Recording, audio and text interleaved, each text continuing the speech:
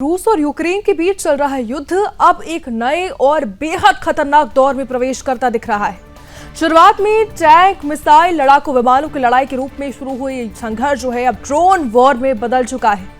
जैसे जैसे युद्ध लंबा खिंच रहा है वैसे वैसे यूक्रेन अपनी ड्रोन ताकत को तेजी से बढ़ा रहा है। अब हालात ऐसे हो चुके हैं कि यूक्रेन के ड्रोन रूस की राजधानी मॉस्को से बेहद करीब तक पहुंचकर हमला करने लगे।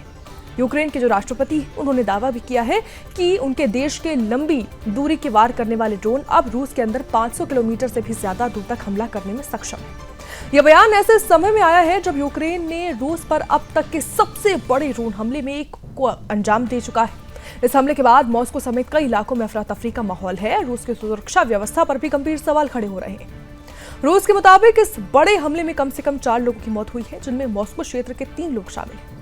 करीब 1 दर्जन लोग घायल बताए जा रहे हैं। हमले के दौरान कई ड्रोन के मलबे जो है रूस के सबसे बड़े एयरपोर्ट के पास भी दिखे हैं, आसपास गिरे, जिससे कुछ समय के लिए दहशत भी फैल गई है।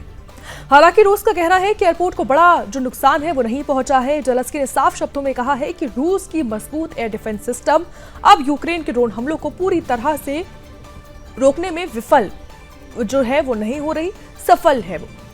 ऐसे में उन्होंने ये भी कहा कि जिन ठिकानों को निशाना बनाया गया है ये यूक्रेन की सीमा से 500 किलोमीटर से ज्यादा दूर थे। खास बात यह है कि मॉस्को क्षेत्र को रूस का सबसे सुरक्षित इलाका माना जाता है, जहां एयर डिफेंस की कई परतें तैनात रहती। इसके बावजूद देखिए यूक्रेनी जो ड्रोन है वहां तक पहुंच गए हैं। यूक्रेनी राष्ट्रपति ने कहा है कि इस युद्ध का टर्निंग पॉइंट आ गया है।